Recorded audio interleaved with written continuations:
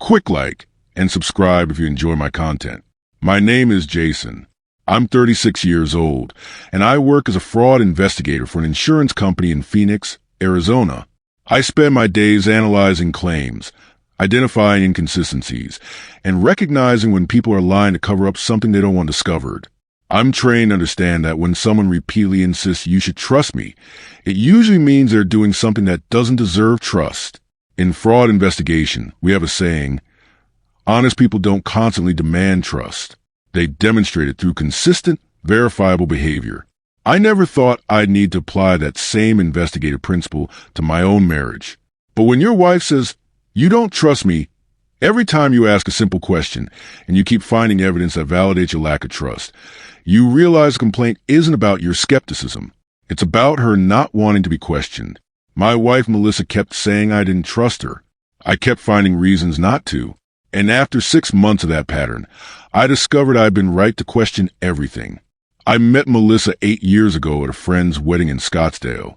She was working as a pharmaceutical sales rep, outgoing and confident in ways that impressed me. I was the detail-oriented fraud investigator, trained to question everything. She said my skepticism was cute at first. It stopped being cute around 6 months ago. We got married 7 years ago. Bought a house in the Arcadia neighborhood of Phoenix, a renovated ranch with mountain views and a pool. Melissa continued in pharmaceutical sales, traveling for work occasionally. I advanced to senior fraud investigator. Combined income around $185,000. We were stable, comfortable, building our life together. For 6 years, everything worked. We had our routines, our trust, our shared future. I didn't question Melissa because there was nothing to question. Her stories were consistent. Her behavior was predictable. Her explanations made sense. Then about 6 months ago, something shifted. Melissa started responding to normal questions with accusations about trust. It started small. One evening, I asked a simple question. How was your day? Fine. Why are you asking? Just wondering, making conversation. It feels like you're interrogating me. I asked how your day was. That's not an interrogation. You have a tone, like you don't believe me. I didn't have a tone. I'd asked a normal question. But Melissa had become defensive in a way that felt disproportionate. A few days later, she came home later than usual. Hey, you're home late. Everything okay? Why are you tracking my schedule? I'm not. I just noticed you're usually home by 6 and it's 7:30. So you're keeping tabs on me now? I'm noticing you're home later than normal. That's not keeping tabs. It feels like you don't trust me. There it was. The first time she'd explicitly said it. I'd asked why she was late, and she'd responded by accusing me of not trusting her. In fraud investigation, this is called deflection through accusation. Instead of answering the question, the subject attacks the questioner's motives. It's a classic indicator that the question hit something they don't want to address. Over the following weeks, the pattern intensified. Who were you texting? I asked one evening when her phone had buzzed repeatedly during dinner. Why does it matter? Just curious. You're smiling a lot at whoever it is. You don't trust me. That's what this is really about. I asked who you were texting. That's not about trust. Yes, it is. You're implying something. I'm not implying anything. I'm asking a question. She didn't answer the question, just accused me of not trusting her, and went back to her phone. In fraud investigation, when someone refuses to answer simple questions and instead attacks a questioner, it's a red flag. Innocent people answer questions. Guilty people deflect. The pattern continued. Every question, no matter how innocuous, became an accusation that I didn't trust her. Where are you going? I asked one Saturday morning when she was dressed to leave. Out. Is that okay with you? Of course. I'm just asking where. Why do you need to know? I don't need to know. I'm asking because we're married and I'm interested in your day. It feels like surveillance. It's called conversation. Melissa, married people typically tell each other their plans. Only if they trust each other, which you clearly don't. She left without saying where she was going. Came back 4 hours later, still defensive when I asked if she'd had a good time. Where were you? I asked. Shopping. Running errands. Why? Just wondering. Did you find anything good? You don't believe me. I asked if you found anything good shopping. How is that not believing you? Your tone, the way you're looking at me, you're interrogating me. I'm making conversation. You're being defensive. Because you don't trust me. This became our dynamic. I'd ask normal questions. She'd accuse me of not trusting her. Then she refused to answer the original question. In fraud investigation, this pattern indicates deception. When someone consistently deflects simple questions by attacking the questioner's motives, they're usually hiding something. So I started paying closer attention. Not because I want to catch Melissa in a lie, but because her behavior had triggered every investigative instinct I developed over a decade of fraud work. I noticed her phone had become a source of constant protection. She carried it everywhere, kept it face down, angled the screen away when typing, took calls in other rooms. Who was that? I asked after she'd taken a call in the garage. Just a work call. At 9 p.m. on a Saturday? Pharmaceutical sales doesn't have normal hours. You know that. Who specifically? Why do you need to know? I'm asking who called. And I'm asking why it matters. You don't trust me. That's the real issue here.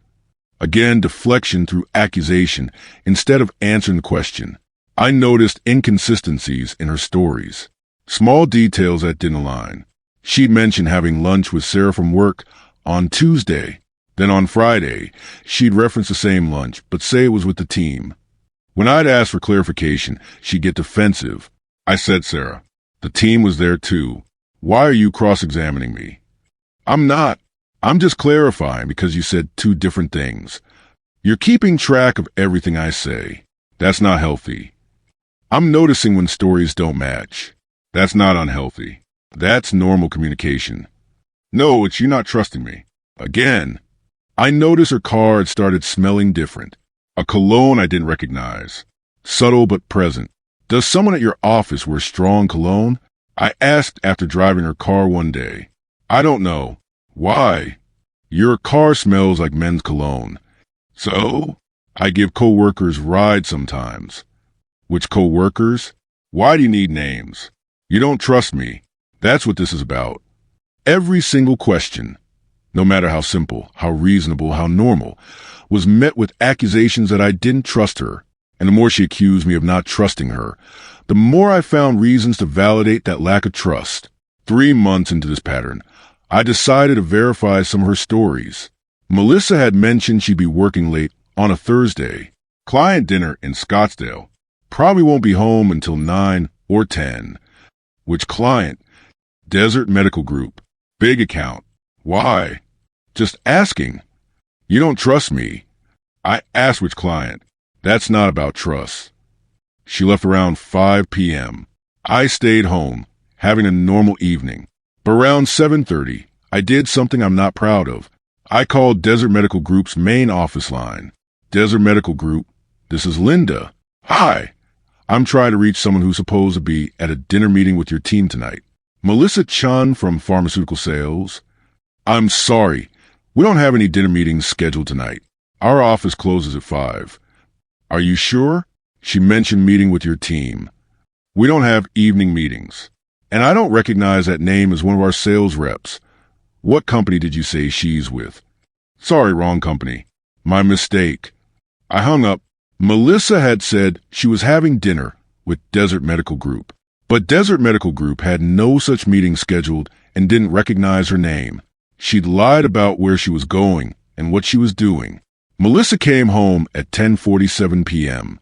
How was dinner? I asked. Long, exhausting.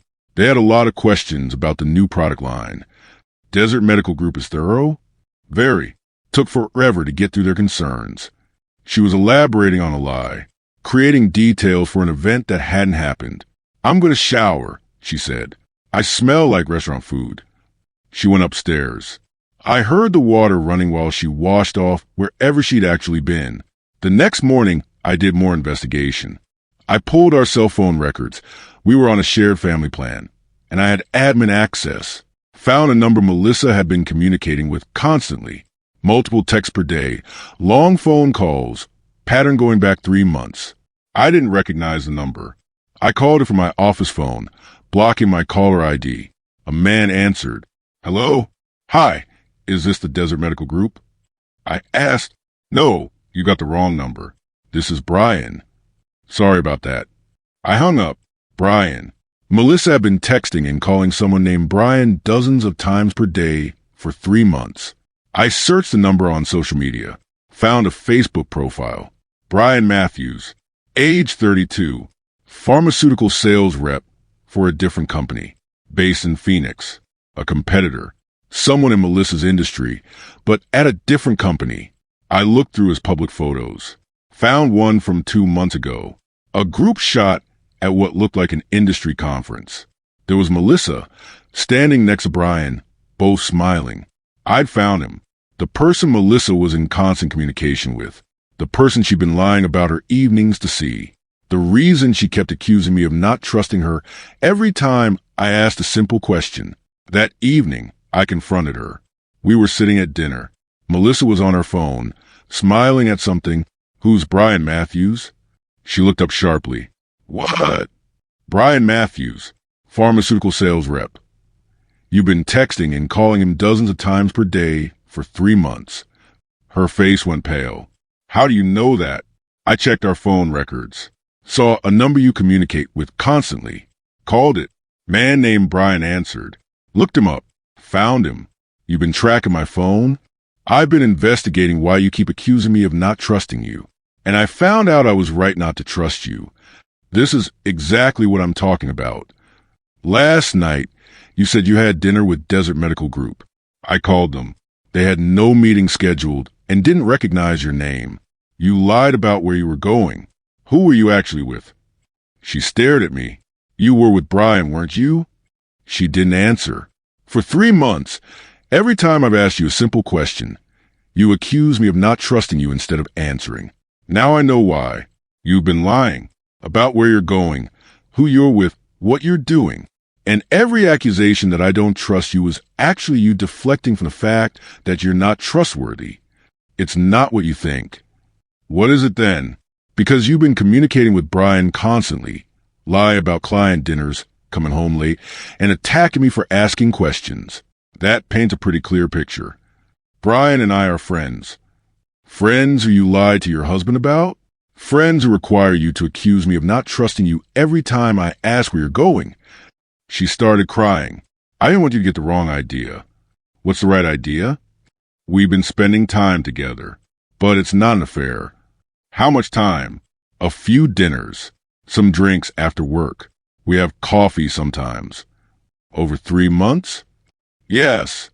And you've been lying to me about all of it, telling me you're at client dinners when you're actually with Brian, accusing me of not trusting you when I ask simple questions, creating a whole defensive pattern to hide the fact that you're seeing another man. It's not like that. It's exactly like that. You've been having an emotional affair at minimum, lying about it constantly, and attacking me for having the completely reasonable instinct not to trust behavior that's untrustworthy. I stood up. I'm filing for divorce. You've been lying for 3 months while accusing me of being untrusting. Turns out I was right not to trust you. You're divorcing me because I have a friend? I'm divorcing you because you've been lying about that friend for 3 months. Because you've been attacking me for asking normal questions. Because every time you said you don't trust me, you were actually saying I'm doing something you shouldn't trust. I filed for divorce the next morning. My attorney was a woman named Susan Rodriguez, specialized in cases involving deception.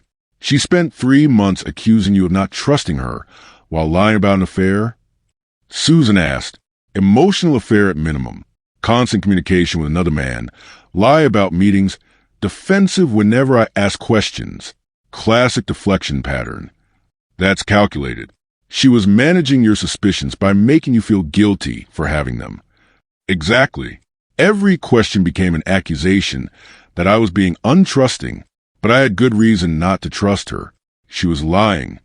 Melissa was served with papers 2 days later. Call me immediately. You're really doing this? You've been lying for 3 months while making me feel guilty for not trusting you. Yes, I'm really doing this. I ended it with Brian. We're just friends now.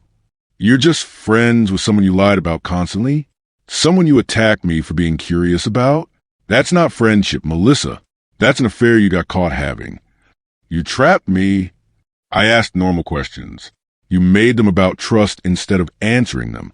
That's not me trapping you. That's you getting caught in your own deflection strategy. We settled after 6 weeks. I kept the house. I'd paid the down payment from premarital funds. Melissa got 35% of joint savings. Clean break. 7 years of marriage. Ended because she kept saying I didn't trust her while giving me every reason not to. I heard what happened afterward. Melissa tried to pursue a relationship with Brian. He backed away immediately. Didn't want the complication of dating someone who'd just gotten divorced because of him. She moved to a different pharmaceutical territory to avoid the professional fallout. About a year later, she sent an email about how I'd been paranoid and controlling for questioning her. I replied, "You kept saying I didn't trust you. I kept finding reasons not to. Turns out my instincts were correct the whole time." Then I blocked her. My wife kept saying, "You don't trust me." I kept finding reasons not to. And every time she accused me of being untrusting, she was actually revealing that I shouldn't trust her. Because honest people don't constantly demand trust. They earn it through consistent, verifiable behavior. Melissa demanded trust while lying constantly. And every accusation was actually a confession. "You don't trust me" meant I'm doing something you shouldn't trust. "Why are you questioning me" meant I can't answer honestly. "You're being paranoid" meant you're getting too close to the truth. I was a fraud investigator. I knew the patterns. And every pattern pointed to deception. She kept saying I didn't trust her. I kept finding reasons not to. And in the end, I was right.